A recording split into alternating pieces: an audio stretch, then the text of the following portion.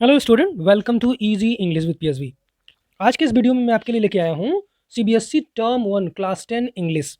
और जो paper set मेरे पास अभी अवेलेबल है वो है 002/2/4 और सीरीज़ है JSK/2।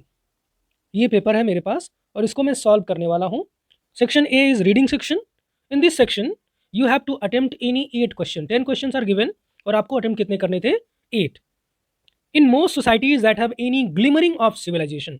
ग्लिमरिंग एक वर्ड आया। ग्लिमरिंग का मतलब होता है रिमोट पॉसिबिलिटी, या यूं कह सकते हैं a hope. A person accused of wrong doing is given at least a nominal chance of proving his innocence. The Romans had a highly sophisticated, मतलब complicated, comprehensive system of courts, and the members of their legal profession were all educated. But the sections who followed them to rule Britain used rougher methods. From about the 6th century AD to the 11th, the majority of the trials were in the form of cruel physical torture, carrying a piece of red hot iron, stepping barefoot and blindfold across a floor covered with red hot coals, or sometimes by a gentler method of oath swearing. The accused was ordered to bring to the section authorities. A police officer or a priest could be persuaded to swear on oath, or still, a number of persons who would say that the accused was of good character and thus innocent. The number of persons who swore depended on the crime. A noble or a landlord or a priest counted for up to half a dozen ordinary peasants, as almost everyone lived in small villages where almost everyone knew everyone else, and very few would risk telling a lie on oath. The people were mostly religious. The truth was generally told. If the accused could not produce enough oath helpers, he was found guilty and punished. In the 11th century, the Normans introduced trial by battle. In certain cases, the accused and the accuser fought with special weapons until one was dead or surrendered. It was believed that God would know the guilty and give the innocent the power to win. The whole idea became ridiculous when both the parties were allowed to hire champions who would fight on their behalf. It seemed likely whoever could pay the more for a stronger professional fighter stood a good chance of winning and judged innocent. अलग अलग societies ने, चाहे वो sections हों या फिर Normans हों, अलग अलग लोगों ने अलग अलग तरीके अपनाए गिल्टी को पनिश करने के। और यहाँ पे नॉर्मन जो तरीका था वो क्या था? उन्होंने बैटल कराया, वेपन दे दिए एक्यूज को और एक्यूजर को, जो जीता वही सिकंदर। It seem likely however could pay the more for a stronger professional fighter stood a good chance of winning and judged innocent. This may sound unfair to us, but there is a parallel with a wealthy person today who can hire a costly and brilliant barrister to defend him. आज भी वही है, जिसके पास अधिक पैसा होता है वो बढ़िया लॉयर करता है और केस जीत जाता है। उनके पास ज़्यादा पैसे थे, उन्होंने ताकतवर व्यक्ति को अपने साथ रखा, वो जीत जाता था। और जो बैटल जीत गया वो गिल्टी नहीं है। In the early Middle Ages, when England was a land of small villages remote from each other, crime tended to be basic and direct. Beating up, theft, sex, and murder being the main offenses. But as towns and manufacturing and commerce grew, the possibilities for cheating and fraud soared. अब हम बात कर रहे हैं middle age, early middle ages में, जब England छोटे छोटे स्मॉल विलेजेस का पार्ट हुआ करता था, रिमोट विलेजेस एक दूसरे से बहुत दूर हुआ करते थे, तब छोटे छोटे क्राइम्स भी होते थे, beating up, theft, sex and murder being the main offence. लेकिन जैसे जैसे डेवलपमेंट हुआ, the possibilities for cheating and fraud soared. The whole organisation of society became more complex and opened the door to a world of more sophisticated wickedness. With no regular police force, spies and informers were offered rewards when they brought in criminals. Now, questions. England और Britain turn by turn came under the rule of, यहाँ पे अगर हम sequence मिला के देखेंगे तो क्या होगा हमारा? First Romans, then Saxons and then Normans. Correct answer होगा हमारा सी।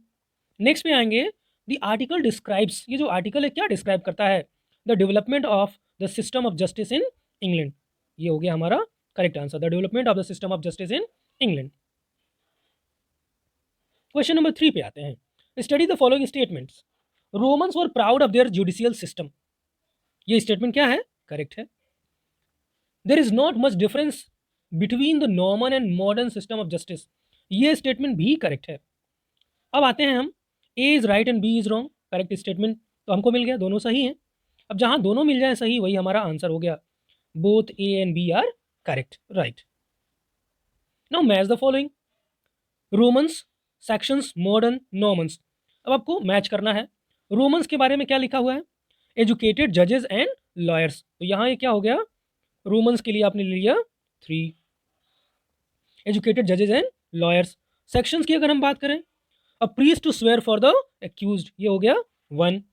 फिर मॉडर्न की बात करेंगे, highly paid lawyers can win a case, ये हो गया 2। जो बचता है वही हो गया 4। अब सीक्वेंस हमको खोजना है 3 1 2 4। अब 3 1 2 4 कहाँ मिल रहा है, ऑप्शन बी। ऑप्शन बी हमारे लिए करेक्ट आंसर हो गया। स्टडी द फॉलोइंग स्टेटमेंट्स, आगे भी पढ़ेंगे। In a trial by battle money played a main role, सही है, जब बैटल होता था तो आगे चल के वो चैंपियंस खरीदने लगे, ये सही है। God help the innocent win the battle, ऐसा कुछ नहीं होता था, तो ये स्टेटमेंट गलत हो गया। अब आप आएंगे आंसर पे, A is right and B is wrong. Study the following statements, आगे स्टेटमेंट पढ़ेंगे। Section system of trial was nobler than that of Romans. Section system had two aspects, rough and noble. The rich sections could hire champions to argue their case. Even an innocent person would be held guilty if enough people did not swear for him. अब आपको यहाँ पे statements को select करके जो सही statement है, following are correct, कौन कौन से स्टेटमेंट सही हैं वो बताने हैं। सेक्शन सिस्टम है to aspects, rough and noble, ये सही है। Even an innocent person would be held guilty if enough people did not swear for him, ये भी सही है। तो हमारा आंसर क्या हो गया, जहां मिल जाए हमको बी और डी, वही हमारा करेक्ट आंसर होगा, यानी कि option D, D is the correct answer. Study the following statements, या फिर से आपको स्टेटमेंट पढ़ने हैं। Earlier England comprised small villages each with a small population, ये स्टेटमेंट सही है। Crimes like cheating and fraud were rare, जब डेवलपमेंट हुआ तब ये क्राइम्स आए, चीटिंग और फ्रॉड। तो यहाँ पे आप असर्शन मिला हुआ है और साथ में रिस्पॉन्स मिला हुआ है। सिंपल सा आप क्या कहेंगे, A is assertion and B is the response. Which of the following statements are true, इनमें से कौन से स्टेटमेंट्स सही हैं। The rich have always enjoyed an advantage in the judicial system because, क्यों, they were physically strong so would win the trial by fighting, ऐसा नहीं है। They could hire the strongest champion, ये स्टेटमेंट सही है। They can hire the best lawyers, ये भी सही है। They could persuade the priest to swear on their behalf, ये भी सही है। अब यहाँ पे हम स्टेटमेंट्स को हमने देख लिया कौन कौन से करेक्ट स्टेटमेंट हैं। आएंगे हम आंसर्स पे, ए एंड बी नहीं है तो ये नहीं हो सकता, बी एंड सी है ये हो सकता है, यानी कि हमारा ये स्टेटमेंट हो सकता है। साथ में सी और डी भी है, ये भी हो सकता है। अब आपके आंसर की अगर हम बात करें तो आपका आंसर बी भी सही है और सी भी सही है। तो यहाँ पे अगर आपने बी या सी किया हुआ है और साथ में सी या डी किया हुआ है, दोनों ऑप्शन आपके सही हैं, यानी कि B and C. Which of the following statements are not true, इनमें से कौन से सही नहीं है। In the quest for justice the guilty often went unpunished, ये स्टेटमेंट सही है। For 700 years from the 6th century trial was mostly rough, ये गलत है। Swearing value of a priest was equal to a dozen ordinary peasants, ये भी गलत है। Use of champions in a trial by battle finds an equivalent in the modern times, ये statement सही है। क्यों, क्योंकि अब लॉयर्स खरीद सकते हैं। तो अब बताना क्या है आपको, कौन सा सही नहीं है, यानी कि आंसर हो गया B and C.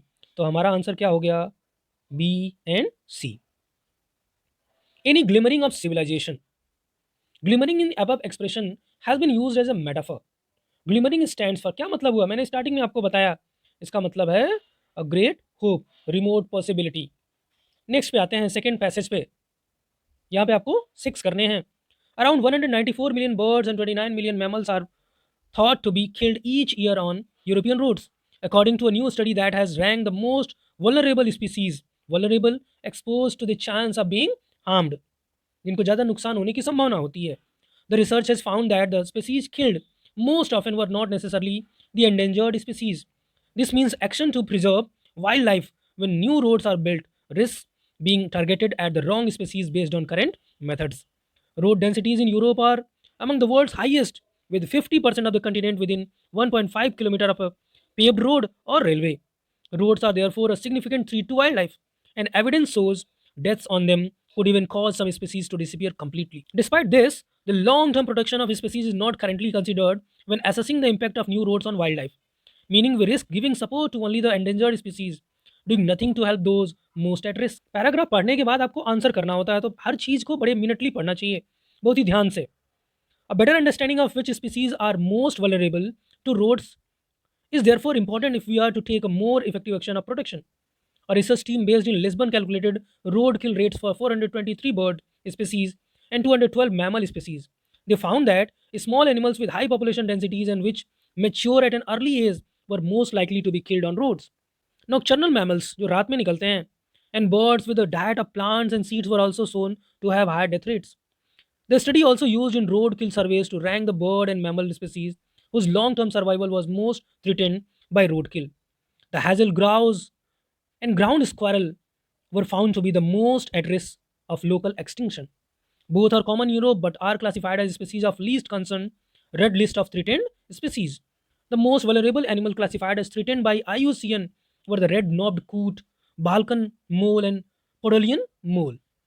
The study revealed that roadkill hotspots were not the areas with the highest population of endangered species. For example, house sparrows had a high roadkill rate, 2.7 per kilometer per year, but were ranked 420th of 423 bird species for vulnerability. Conversely, the hazel grouse had a low predicted roadkill rate, that is 0.2 per kilometer per year, but was most vulnerable of all birds studies. Now the questions. Study the following statements. फिर से आपको statements पढ़ने हैं और फिर accordingly answer करने हैं. Accordingly का मतलब स्टेटमेंट पढ़ने के बाद उसमें आपको सर्च करना है कौन सा सही है कौन सा गलत है. Roads are killers for animals, ये स्टेटमेंट आपका सही है. Both birds and mammals are killed on roads, ये भी सही है. Species most killed are necessarily the endangered ones, ये सही नहीं है. अब आंसर खोज लीजिए आप. A and B both are correct, जहां मिल गया वही आंसर हो गया. स्टडी द फॉलोइंग स्टेटमेंट्स, फिर से आपको स्टेटमेंट पढ़ने हैं. Roads have covered 50% of land in Europe, ये सही नहीं है. Road traffic causes a great risk to wildlife, ये स्टेटमेंट आपका सही है. Some species can survive all kinds of traffic on roads, ये भी सही नहीं है. अब आंसर पे आते हैं. A is correct and B is false, ऐसा तो मिला नहीं आपको. बी सही है, ए गलत है. B is correct and C is false, यही आपका आंसर हो गया. B is correct and C is false. आते हैं क्वेश्चन नंबर 13 पे. इसमें आपको क्वेश्चन नहीं मिला था, लेकिन ये कहा गया कि आपको इसमें सही स्टेटमेंट यानी करेक्ट स्टेटमेंट का सिलेक्शन करना है. Find out the correct statement. अब आपको पैसेज के हिसाब से स्टेटमेंट सेलेक्ट करना था. स्टेटमेंट ए है, while planning roads we should see which species to protect, यही स्टेटमेंट सही है अकॉर्डिंग टू पैसेज. नेक्स्ट में है, सेम था, more mammals than birds are killed on the roads, small animals generally keep away from roads, number of road kills depends upon the population density of small animals, ये statement यहां सही हो गया, यानी कि ऑप्शन सी. नेक्स्ट पे आते हैं. The surveys rank the road kill rate of birds and mammals, the findings puts grouse and squirrel at great risk. अब यहां पे आएंगे. A is an assertion and B is the response, यही आपका correct answer हो गया. A is an assertion and B is the response. Hazel grouse and ground squirrel are classified as species of least concern. अब ये statement के बारे में अगर हम बात करें, द स्टेटमेंट इज, कैसा स्टेटमेंट है? स्टेटमेंट जो हमारा है वो आयरनिकल है, there is irony. Next question देखेंगे. The title of the study should be, क्या टाइटल होना चाहिए इस स्टडी का? Road kills. The purpose of the study is, इसका पर्पज क्या है? How to prevent road kills, to see who is at risk on the roads, ये हो गया. To see who is more at risk on the roads. अब आएंगे section B, जहाँ पे ग्रामर और आपको राइटिंग सेक्शन मिलता है. I don't see why you, यहाँ जो क्वेश्चन है हमारे पास वो ग्रामर बेस्ड क्वेश्चन है, जिसमें आपको मॉडल सेलेक्ट करना है. I don't see why you borrow his cycle, you have one of your own. अब आपके पास ऑप्शंस हैं, शुड है, कुड है, मे है, माइट है. May, I don't see why you may borrow his cycle, नहीं है ये. कुड, कुड भी नहीं आएगा, माइट भी नहीं आएगा. यहाँ पे क्या होगा? Should. I don't see why you should borrow his cycle, you have one of your own. My family in Chennai for 5 years now. My family has been living, क्या होगा? My family has been living in Chennai for 5 years now. The letter arrive in your absence. अब इसको देखने के बाद तुरंत आपके दिमाग में आया होगा कि if का यूज करें, लेकिन यहाँ पे if का यूज नहीं होगा. यहाँ मॉडल आएगी, if the letter arrive, ये नहीं होगा. arrives होता तब हो सकता था, यहाँ पे मॉडल वर्ब आएगी.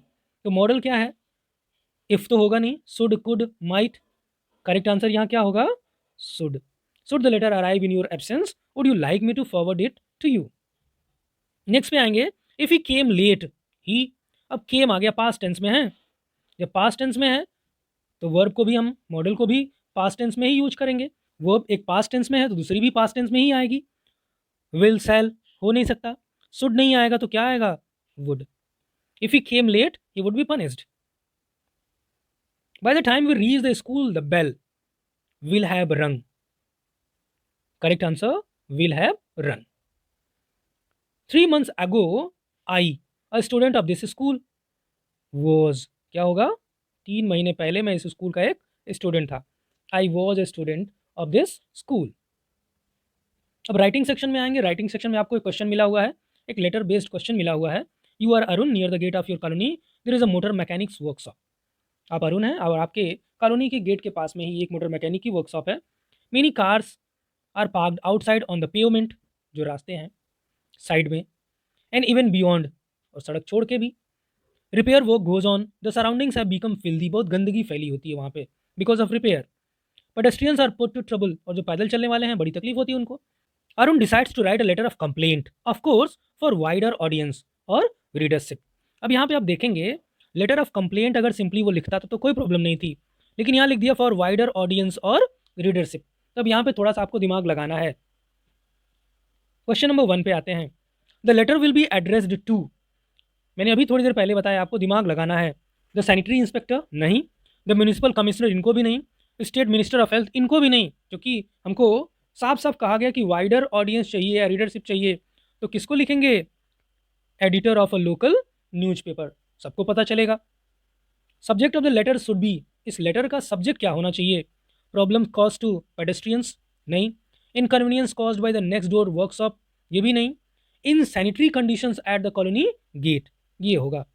In sanitary conditions at the colony gate. Arun decides to write this letter as, किस तरह का लेटर होगा ये? He has a personal problem नहीं, ये पर्सनल नहीं है. A matter of social concern यही है correct answer. A matter of social concern. Next आएंगे, he will arrange the contents of the letter in this way. अब जो कंटेंट्स होंगे लेटर के वो कैसे अरेंज करेगा? सबसे पहले क्या लिखेगा, फिर क्या लिखेगा, वो सारी चीज़ें. तो सबसे पहले हम देखेंगे ABCDNE, साथ में F है. सबसे पहले क्या लिखेगा वो? लोकेशन ऑफ वर्कशॉप, ये लिखेगा 1 पे, लोकेशन ऑफ वर्कशॉप. फिर आएगा पब्लिक इनकन्वीनियंस, ये 2 पे लिखेगा. फिर आएगा नॉइजी सराउंडिंग, ये हो गया 3 पे. फिर आएगा गार्बेज लिटर्ड, ये 4 हो गया, जो गंदगी फैली हुई है.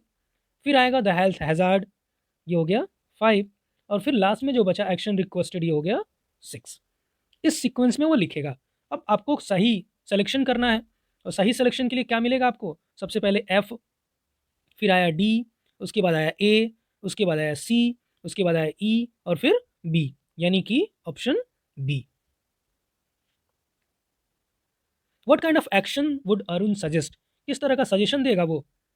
Workshop to be shifted, workshop वहाँ से हटा दी जाए, सारी प्रॉब्लम सॉल्व हो जाएगी. The correct closing of the letter should be, इस लेटर की करेक्ट क्लोजिंग क्या होगी? योर्स ट्रूली, ये हो गया. ये दोनों तरीके तो गलत हैं, ये योर्स लिखने का तरीका गलत है. अब बचते हैं ये दोनों, इसमें से ये आपका करेक्ट आंसर होगा योर्स ट्रूली. अब आएंगे सेक्शन C लिटरेचर में. आपको 30 क्वेश्चंस मिले थे और 30 में से 26 करने थे. As for Maddie, this business of asking Wanda every day how many dresses and how many hats and how many this and that, see it was bothering her. Maddie was poor herself. She usually wore somebody's hand-me-down clothes. Hand-me-down means उधार के कपड़े. Thank goodness she did not live up on Boggins Heights, जहाँ Wanda Petronski रहती थी, और have a funny name, और उसका नाम वांडा जैसा, वांडा पेट्रोन्स्की जैसा लंबा और फनी नहीं था. इस लेसन के राइटर हैं अल्बसोर एस्टर. अल्बसोर एस्टर ने इसको लिखा. The 100 dresses part 1 page number 66 से इसको लिया गया है. फर्स्ट फ्लाइट के पेज नंबर 66 से इसको लिया गया है. अब आते हैं हम क्वेश्चंस पे. मैडी वॉज, मैडी क्या थी? A kind soul and poor. Next पे आएंगे, Maddie was sympathetic towards Wanda, ये स्टेटमेंट करेक्ट है. Maddie did not like Peggy, ये स्टेटमेंट सही नहीं है, क्योंकि वो बड़ी ही क्लोज फ्रेंड थी. मैडी और पैगी आपस में बड़े क्लोज फ्रेंड्स थे. ऑप्शंस पे आते हैं. आपने सीधे देख लिया, A is true and B is false, जहां मिल गया वही करेक्ट आंसर हो गया, A is true and B is false. Maddie joined Peggy in making fun of Wanda. Maddie's parents were poor. Option A is the cause and B is the effect. B is the cause and A is the effect.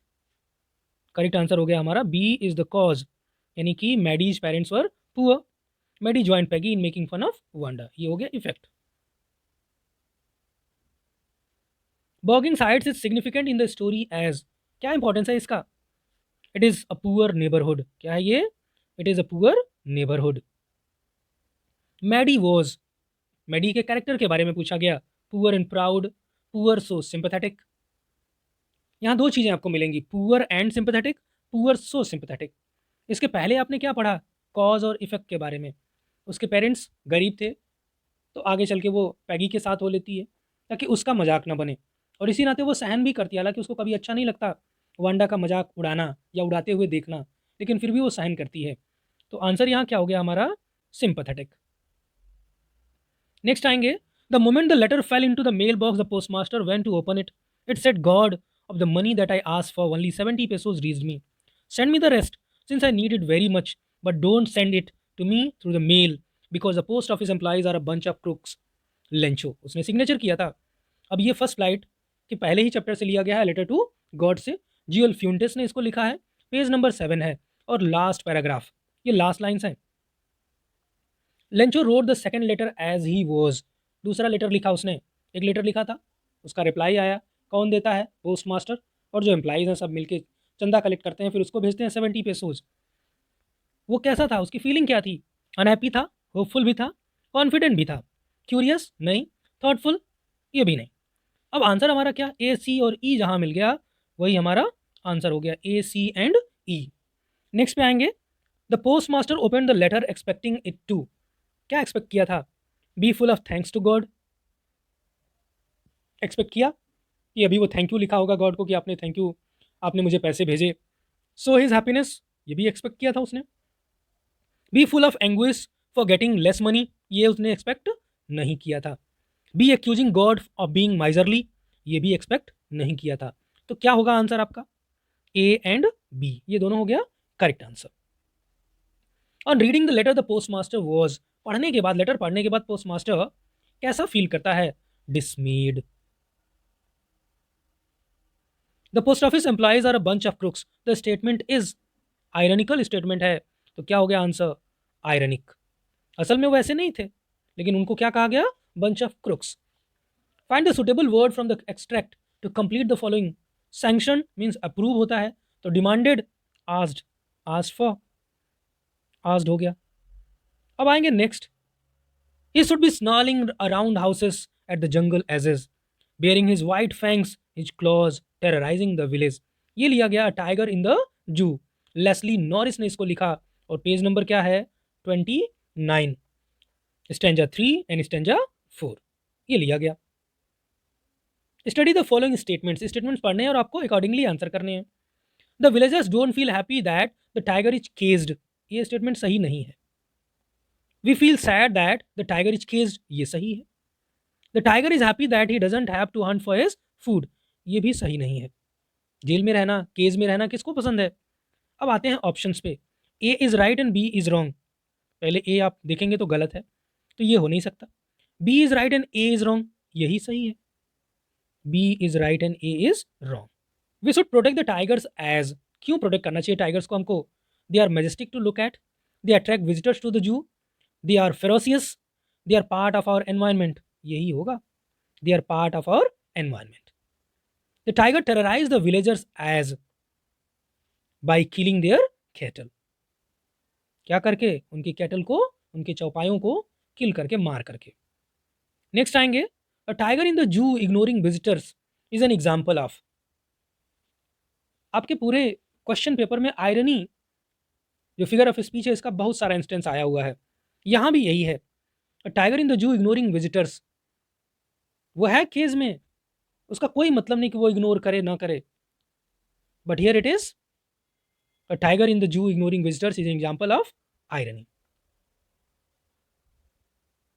The tiger is reacting to his imprisonment in the zoo by, कैसे react करता है? वही जो ऊपर लिखा हुआ है, ignoring visitors. वैसे रिएक्शन आता है इग्नोरिंग विजिटर्स, जो विजिटर्स हैं उनको इग्नोर करके वो रिएक्ट करता है। नेक्स्ट पे आएंगे, he escaped easily through from the boys who followed his footprints in London. Footprints without feet, ये बुक का भी नाम है और लेसन का भी नाम है। और किसने लिखा? एच जी वेल्स ने। ये एच जी वेल्स की राइटिंग है, इन्होंने इसको लिखा है। But his adventures were by no means over. He had chosen a bad time of the year to wander about London without clothes. It was midwinter. The air was bitterly cold and he could not do without clothes. Instead of walking about the streets, he decided to slip into a big London store for warmth. ये सारे questions मैंने आपको पहले ही पढ़ाए हुए हैं, पहले ही बताए हुए हैं। The greatest problem for the invisible man was that, उसकी सबसे बड़ी समस्या क्या थी? उसने गलत टाइम का सिलेक्शन किया था। वो बिना कपड़ों के था, क्योंकि कपड़े पहन लेता तो विजिबल हो जाता। Without clothes, he was feeling cold. He could escape from the boys as he went along a street where there was no mud. Footprints mud में ही दिखाई दे रहे थे।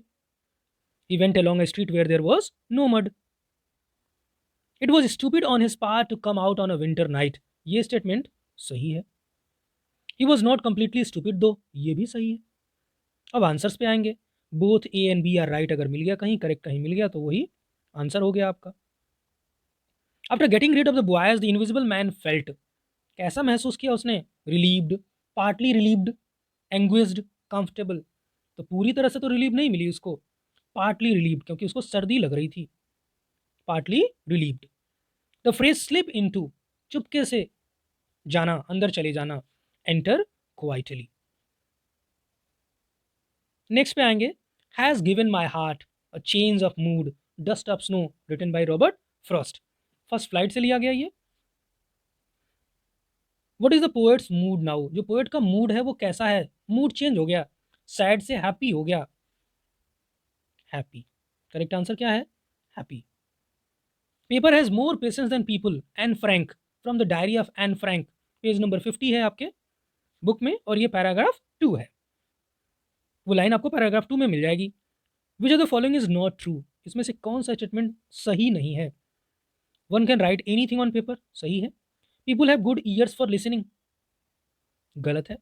One can write one's diary even at night, ये भी सही है। One may express one's anger on paper, ये भी सही है।